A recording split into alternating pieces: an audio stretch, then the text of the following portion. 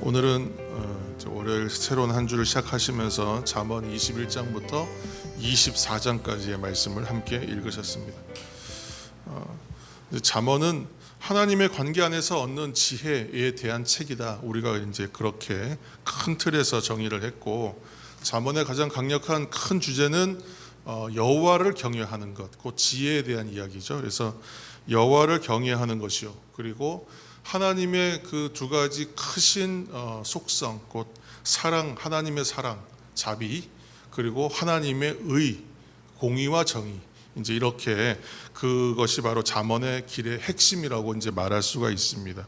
그리고 이제 잠언의 주제들을 이렇게 쭉 나열하면 굉장히 많은 주제가 나옵니다. 예를 들어서 뭐 의에 대한 것을 얘기하기 시작하면 의와 가난한 자에 대하여, 의와 뭐 도덕적 상거래에 대하여, 뭐 이런 식으로 어떤 주제에 따른 내용들로 분류하면 굉장히 많은 내용이 나옵니다. 잠언은 그래서 어떻게 보면 하나님께서 처음에 그 어떤 공장에서 어떤 제조품을 만들어 가지고 사용 설명서를 이렇게 내잖아요. 그러면 이제 그 기계와 그 장비가 제대로 어떻게 기능을 할 수 있는지를 그 사용 설명서에다 되어 있을 거 아니에요. 그럼 그것을 보고 뭐 기름칠도 하고 점검도 하고 뭐 기능도 확인하고 뭐 이렇게 하는 것처럼 잠언도 어떻게 보면 하나님께서 사람을 만드시고 그 사람들이 어떻게 살아가야 하는 것인가에 대하여 마치 이렇게 보여주시는 사용 설명서와 같은 책이다. 잠언은 그러한 책이라고 우리가 볼 수 있습니다. 그런데 잠언을 큰 숲에서 큰 범위에서 보지 않고 이 구절구절에 이제 우리가 침착하다 보면 이제 좀 빠지게 되는 오류가 약간 율법적으로 갈 수 있다. 도덕주의 또는 윤리 책처럼 이렇게 보게 됩니다. 그래서 때로는 이렇게 이제 좀 집중해서 한 절씩 우리가 쪼개서도 보지만 큰 숲으로도 이렇게 말씀을 크게 읽어 나가시는 은혜가 있으시길 바랍니다. 통독을 하다 보면 또 큰 숲에서는 다룰 수 있는데 또 한 절 한 절은 너무 쉽게 지나치는 부분이 있어요. 그래서 오늘은 이렇게 크게 한번 말씀드리고 21장 1절에서 3절까지의 본문에 주로 오늘은 집중해서 그렇게 아침에 좀 은혜를 나누고자 합니다. 먼저 21장 이제 1절에서 3절까지를 한번 저희가 읽겠습니다. 1절부터 3절. 1절. 왕의 마음이 여호와의 손에 있음이 마치 봇물과 같아서 그가 임의로 인도하시느니라. 사람의 행위가 자기 보기에는 모두 정직하여도 여호와는 마음을 감찰하시느니라. 공의와 정의를 행하는 것은 제사 드리는 것보다 여호와께서 기쁘게 여기시느니라. 아멘. 했어요. 먼저 이제 3절의 내용을 먼저 좀 얘기를 해야 되는데, 하나님과의 그 관계를 세우는 것이 중요하고 잠언에 이제 비추었을 때 그것이 곧 지혜요, 하나님 안에서의 삶이 곧 은혜의 삶이다. 이제 우리가 얘기했지 않습니까? 그것처럼 하나님과의 관계를 세워감에 있어서 가장 중요하게 여겼던 것이 바로 제사입니다. 제사, 예배죠. 이 예배의 중요성은 뭐 지금도 이것은 뭐 말할 것이 없습니다. 그런데 이러한 제사 예배보다도 더 우선돼야 할 것, 잘 지켜야 할 것이 뭐냐? 오늘 그렇게 얘기하고 있죠. 3절에 보면 공의와 정의를 행하는 것. 그러니까 이제 아주 추우시면 에어컨을 좀 끄세요. 그래서 공의와 정의를 행하는 것이 그럼 뭐냐? 이제 이렇게 되면 또 공의와 정의가 뭔지 설명하고 이제 풀어내게 되는데, 오늘이 이제 그 하나님 뜻에 맞게 살아가는 것이 곧 공의요 정의입니다. 더 이제 아주 넓게 얘기하면, 그래서 오늘 그 공의와 정의를 행하는 것이 중요하다. 곧 당연하게 온전하게 드리는 제사를 하나님이 당연히 기뻐하시죠, 물론. 그러나 이것이 많은 제물로 드리는 제사나 어떤 제사 형식으로 드릴 때에 외적인 성숙이나 그 행실, 외적인 성숙이라고 하면 좀 약간 말이 안 맞는 것 같지만 겉으로 드러나가는 행동이 하나님 뜻에 맞는 착한 행실, 선한 행위가 아니라면 그 예배는 의미가 없다, 이렇게 얘기합니다. 그러니까 지금 그 외적인 예배와 내적인 예배로 우리는 얘기할 수 있고, 또 형식의 예배와 또 어떤 삶의 예배로 이렇게 구분해서 우리가 좀 이해할 수 있지 않습니까? 그러면 이 예배함에 있어서 마음의 중심이 온전히 예배하지 않으면서 뭐 하나님 섬긴다 말하면 이건 말이 안 된다는 얘기고, 두 번째로는 형식으로 예배를 잘 드린다 한들, 곧 그때의 제사를 형식을 맞추어서 하나님 말씀하신 대로 제사를 잘 드린다고 한들 실제로 삶이 선한 행위가 드러나지 않는다면, 성숙된 행동이 나오지 못한다면 그것은 이미 예배가 아니다, 의미가 없다라고 얘기하는 거예요. 그래서 하나님의 뜻을 대로 살아가는 사람은 당연히 공의와 정의를 행하는 사람, 의로운 삶을 살아야 된다는 것이죠. 그래서 의는 또 뭐예요? 의는 내가 만들어낼 수 없는 거라 했잖아요. 결국은 하나님으로부터 오는 그런 속성, 은혜를 받아야 할 수 있는 것이에요, 결국은. 그러니까 하나님의 뜻을 받들어 이 땅을 살아내는데 하나님의 은혜, 하나님의 안에, 하나님 안에서 살아내지 않으면 제대로 드러날 수가 없는 것이고, 제대로 드러나지 않는 사람이 예배한다고 하는 것은 예배에는 의미가 별로 없다라고 이제 말하는 것으로 우리가 이 말씀을 이해하면 됩니다. 근데 이제 어떻게 살아가는 것이 하나님 기뻐하시는 것인가, 오늘 21장에는 3절에서 얘기하고 있고, 또 21절도 한번 눈으로 보시기 바랍니다. 21절 보시면 또 공의와 인자를 따라 구하는 자는 생명과 공의와 영광을 얻으리라. 하나님이 기뻐하시고 상급받는 인생이다라고 이걸 또 얘기하고 있고, 22장 여러분 4절도 한번 보시면, 그런 또 이제 갈래, 좀 더 하나하나의 갈래입니다. 겸손과 여호와를 경외함의 보상은 재물과 영광과 생명이니.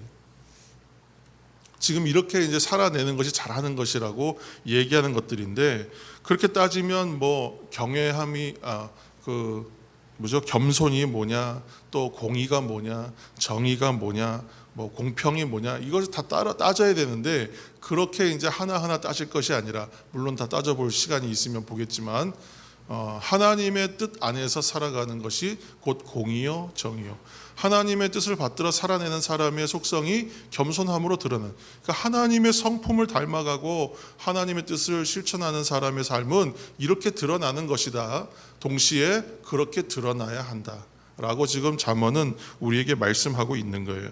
자, 그런 의미를 생각하시면서 이제 이런 큰 관점을 가지고 우리가 이제 오늘 1절을 다시 한번 보겠습니다. 1절 보시면, 오늘은 1절을 보시면 왕의 마음이 여호와의 손에 있음이 마치 봇물과 같다 그래요. 그렇죠? 근데 이 봇물이란 말이 보의 물을 말하는 거잖아요. 이게 작은 물 웅덩이 같은 걸 말하는 거죠. 그러니까 농사 짓는데 지금 팔레스타인 지역에는 물이 귀하니까 이런 보를 만들어서 거기에 이제 물을 대는 거죠. 그래서 이 관계 수로를 다 만들어 가지고 농사 짓는데 물을 보낸단 말이죠. 그러니까 왕의 마음이 여호와의 손에 있고 하나님의 손에 붙들린다. 그리고 이 물을 보내는 것 같이 공급받지 않으면 안 되는 것이고, 또 하나님 손에 이렇게 완전히 좌우되는 것이다 라고 얘기하는 건 뭐냐면, 왕도 그러할진데, 그렇죠? 그러니까 모든 사람이 결국은 하나님 손에 붙들린 존재다, 이것을 지금 얘기하고 있는 거예요. 그러니까 하나님께서 하신다는 거예요. 모두 다 하나님 손에 붙들려 있는 인생이다, 이렇게 얘기하는 것이죠. 그래, 공급받아야 한다. 이처럼 하나님께서 이스라엘에게 원하시는 게 뭐예요? 하나님의 백성에게 원하시는 것이 곧 하나님의 뜻을 따르는 제사장 나라 만들어가는 것이었잖아요. 그래서 대표적인 그렇게 하지 못했던 왕이 첫 번째 왕 사울입니다. 사울은 권력을 사유화하고 자신의 뜻을 이루려고 했던 성향이 더 강했어요. 하나님의 뜻에 미치지 못했죠. 그 뜻을 순종하지 못했고, 하나님의 제사나 이런 것들도 자신의 방법과 정치적인 어떤 그런 이유로 사용해버리고 많은 실수를 많이 범했던 사람이죠. 그러니까 지금 여기 잠언에서 얘기하는, 솔로몬이 얘기하는 얘기는 그 사울을 빗대어 하는 것이다, 이렇게 해석하는 경우도 있습니다. 그러니까 왕까지도 사실은 하나님 손에 온전히 붙들린 것이다, 이렇게 얘기하는 것이고, 두 번째 절을 보시면 사람의 행위가 자기 보기에는 모두 정직하여도 여호와의 마음을 감찰하시느니라. 2절의 말씀은 하나님께서 우리에게 한 가지는 권면을 하시는 것이고, 또 한 가지는 우리에게 격려해 주시는 말씀으로 우리가 받아들이면 됩니다.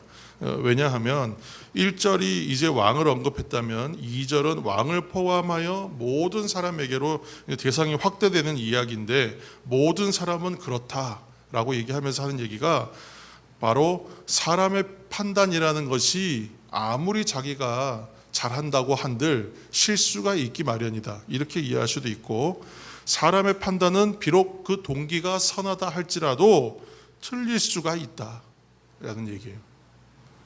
여러분, 인생을 살면서 이런 일이 참 없어야 되겠지만 나는 굉장히 선한 의도와 나는 참 좋은 동기로 그 일을 했거든요. 그 판단을 했어요. 그리고 추호도 이것을 해를 끼치려고 한 일이 아니에요. 그런데 그게 해가 돼요. 상대로 하여금 오히려 이것을 굉장히 대적하는 상태가 만들어지는 경우도 있습니다. 인생을 살다 보면 그런 일이 분명히 있더라고요. 그러나 하나님께서는 바르게 보시고, 하나님께서는 무엇을 보시냐면 우리의 그 내적 동기가 무엇인지를 정확하게 보신다는 거예요. 그러니까 한편으로는 사람은 누구나 실수할 수 있다, 그럴 수 있다라고 이제 하나님께서 그걸 우리에게 말씀하여 주시면서 하나님께서는 그러나 중심을 정확하게 보시기 때문에 괜찮다라고 말씀하시는 거예요. 여러분, 혹시 나는 그렇게 선한 의도로 했음에도 불구하고 사람으로 인하여 상처받고, 나는 참 좋은 선한 의도로 했음에도 불구하고 그것이 다른 사람에게 알 수 없는 상처가 돼서 혹시 관계에서 어려움이 있었거나, 아니면 이것이 참 속상한 일이었거나, 속상한 차원을 넘어서 굉장히 큰 고난의 문제로 많이 다가오는 일이 있으셨다면 이 말씀 가운데 위로를 받으시길 바랍니다. 사람은 누구나 최선의 선택과 최선의 방법들을 선택하려고 노력합니다. 참 선한 것을 가지고 가려고 노력하고 참 기도도 많이 하고 그러고 하는 일인데도 불구하고 그 일이 내 생각처럼 이루어지지 않고 내 뜻과는 달리 풀어질 때도 많다라는 겁니다. 인생은 우리 마음대로 할 수가 없기 때문에 그렇죠. 그래서 24장 이제 잠언 24장 12절 말씀에 보시면 말씀이 비슷한 말씀들이 계속 나오더라고요. 24장 12절 보면 내가 말하기를 나는 그것을 알지 못하였노라 할지라도 마음을 저울질하시는 이가 어찌 통찰하지 못하시겠으며, 하나님은 다 아신다는 거예요. 그리고 내 영혼을 지키시는 이가 어찌 알지 못하시겠느냐, 그가 각 사람의 행위대로 보응하시리라. 선하게 위장한들 위장할 수가 없는 것이고요. 또 하나님 앞에서 내가 선한 동기로 했음에도 불구하고 결과가 좋지 않다고 실망하지 말 것은 하나님께서 그 마음을 아시기 때문에 괜찮다라고 말씀하시는 거예요. 그래서 이런 인생에 내 마음과 내 뜻과는 달리 난감하고 시험에 빠질 수 있는 일들이 있을 수 있는데, 그런 부분에 대해서 그럴 수 있다, 괜찮다, 오늘 하나님께서 권면하시고 격려하시는 말씀으로 여러분 받으시길 바랍니다.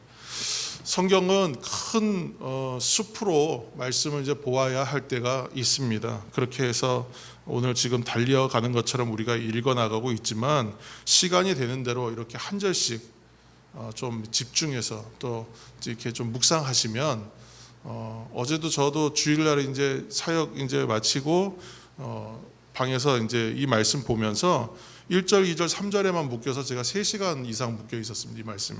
그래서 많은 생각이 들더라고요. 다 정리해내지는 못했지만 하나님께서 주시는 그 마음들이 어떤 것인지 좀 그런 감동이 있었어요. 그래서 여러분들도 이렇게 말씀을 보시다가 하나님이 주시는 말씀이 딱 있으면 그 절에서 머물러 계시기 바랍니다.